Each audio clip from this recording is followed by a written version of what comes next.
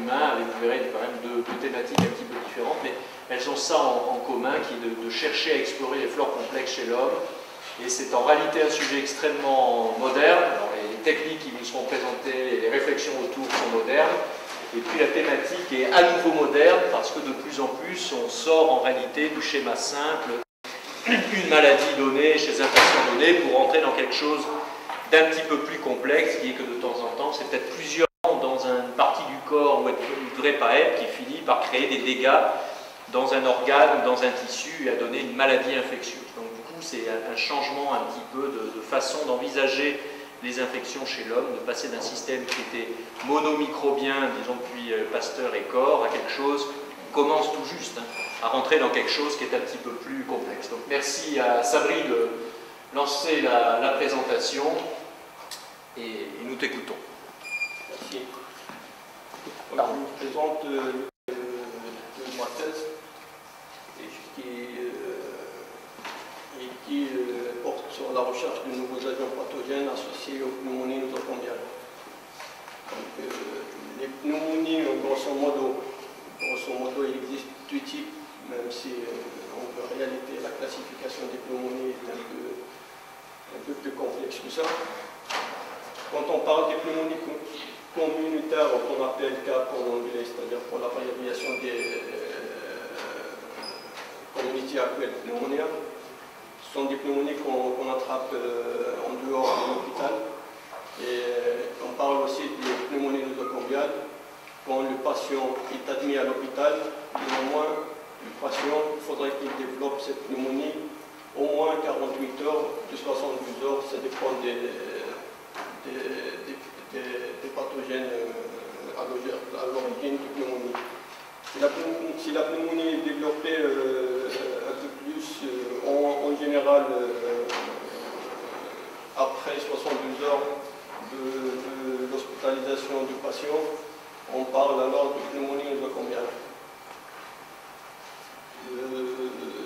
Ces pneumonies nosocomiales à l'hôpital, elle vient après dans la deuxième classe en ce qui concerne l'ensemble des pneumonies nosocomiales, en ce qui concerne l'ensemble des infections nosocomiales.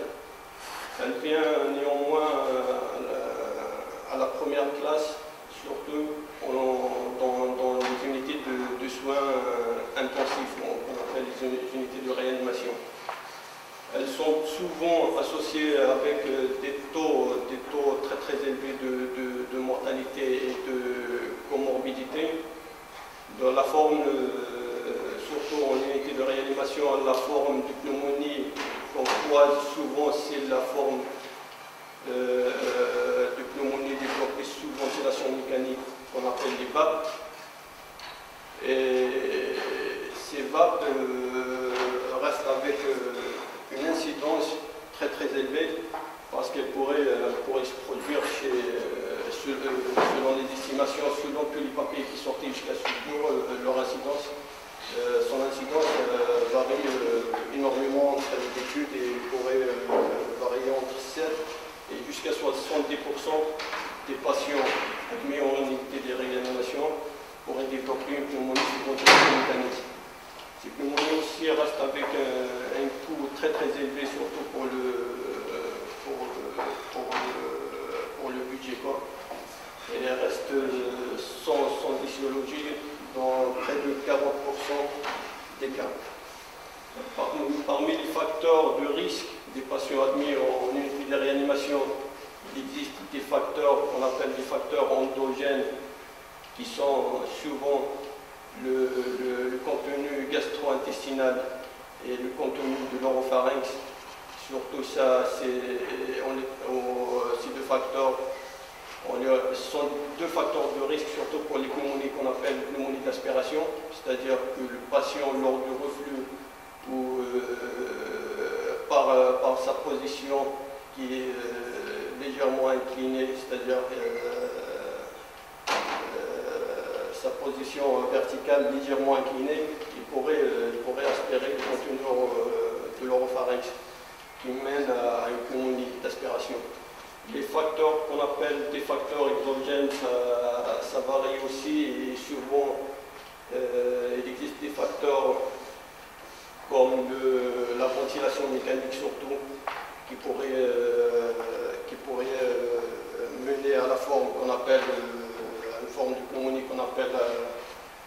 l'avez dit, la pneumonie sous ventilation mécanique.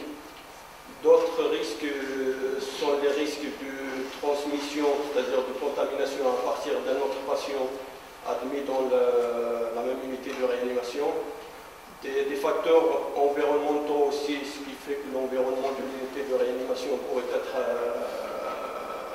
un facteur de risque pour ces patients, mais aussi le personnel travaillant ainsi que les arrivées d'eau et surtout la climatisation qui coûte l'air. Parfois il y a des aérosols qui se produisent à l'intérieur de l'unité de réanimation et qui sont souvent, ces aérosols sont contaminés, quand tombe sur le patient, il y a risque de l'infecter. Voilà, donc pour le diagnostic microbiologique de ces pneumonies développées en unité de réanimation sont souvent basés sur la culture surtout de prélèvements respiratoires ou de biopsie pulmonaire.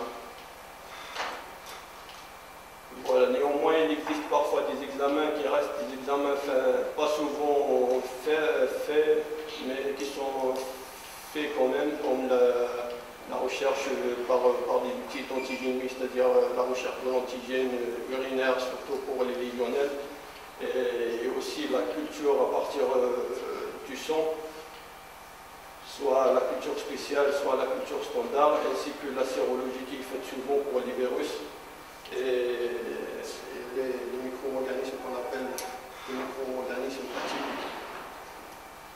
Voilà, donc pour notre étude, nous sommes intéressés surtout à la forme de pneumonie qu'on appelle le VAP, c'est-à-dire la pneumonie associée aux ventilations mécaniques. On a inclus à peu près 106 patients. Néanmoins, nous avons inclus aussi 32 formes de pneumonie communautaire développées en unité de réanimation, 25 patients qui avaient une pneumonie d'aspiration et 22 patients qui avaient une pneumonie développée en unité de réanimation mais qui était sans ventilation mécanique. Avec ça, nous avons inclus un cohorte de patients qui n'avaient pas de pneumonie que nous avons testé comme contrôle. Donc notre stratégie de départ ne sortait pas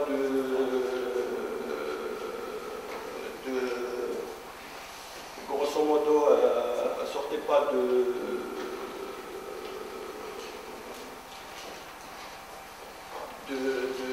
la stratégie de diagnostic des pneumonies. Néanmoins, nous avons favorisé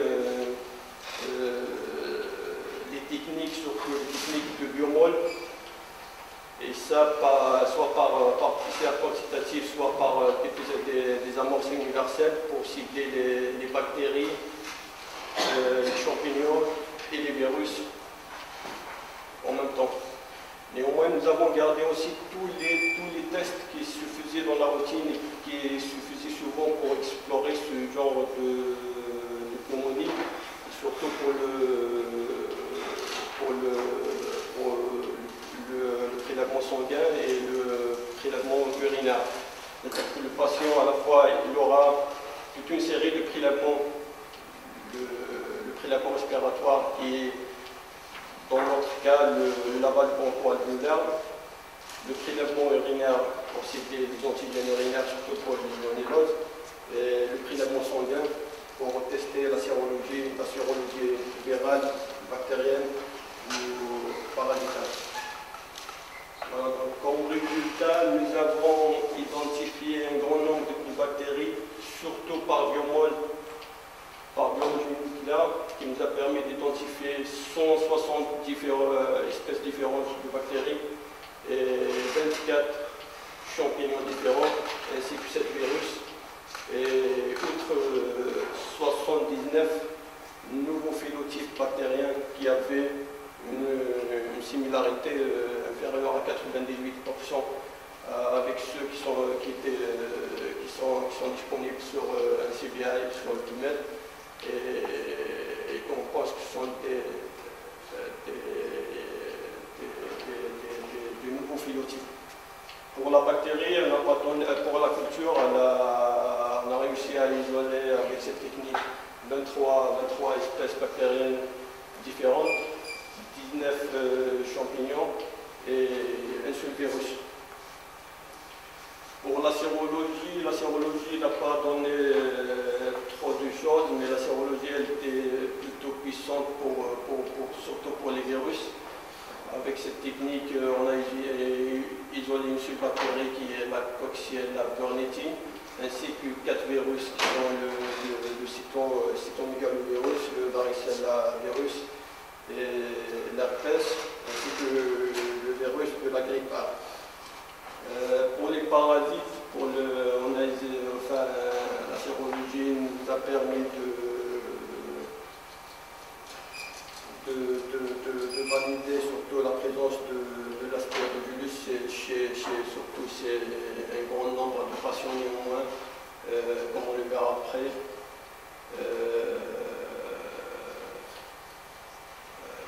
Il y a toujours des contrôles aussi qui étaient positifs pour cette technique. Voilà donc, quand on observe les résultats donnés par biologie moléculaire par rapport aux résultats donnés par culture, on se rend compte que la biomole a vraiment donné une hétérogénéité microbiale très importante que la culture.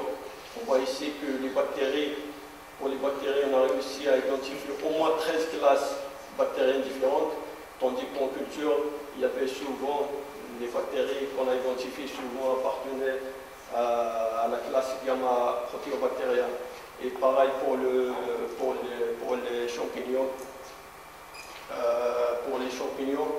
Le parabiomole, nous avons identifié après 8 classes parasitaires différentes, tandis que par culture, il n'y en avait que 3 classes, mais souvent c'est la classe des candidats qui est un champignon, souvent présent dans l'oropharynx.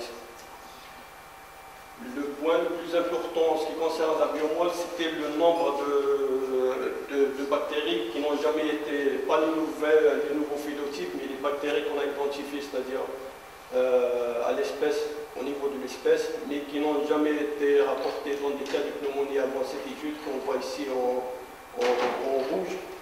Surtout, il y a à peu près 50% des espèces qu'on a identifiées par biomole n'ont pas été rapportées avant en pneumonie. Pour la distribution microbiale à l'intérieur de chaque groupe de patients, on voit qu'il y avait une distribution un peu variable d'un groupe à l'autre, mais surtout en ce qui concerne les bactéries, on voit qu'il y a surtout deux grandes classes de bactéries qui sont les bacilli et les gamma proteobactéria qu'on trouve souvent chez ces patients-là de pneumonie, tandis que les contrôles, on trouve souvent les bactéries appartenant à la classe des bactéroïdia et des clostridia.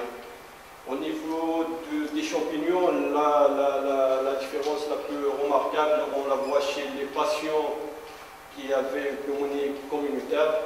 Et chez ces patients, il y avait des champignons appartenant à la classe qu'on appelle la classe des Orosiomycètes, qui est la classe des Aspergillus. Et là, on voit bien que chez ces patients-là, c'est-à-dire qu'il y a un grand risque, une grande probabilité que ces patients avaient déjà, c'est-à-dire ont croisé ces parasites à l'extérieur de l'unité de réanimation, tandis que pour les autres patients, souvent on trouve les champignons des Saccharomyces qui appartenaient, comme vous l'avez dit, souvent à l'espèce des candidats.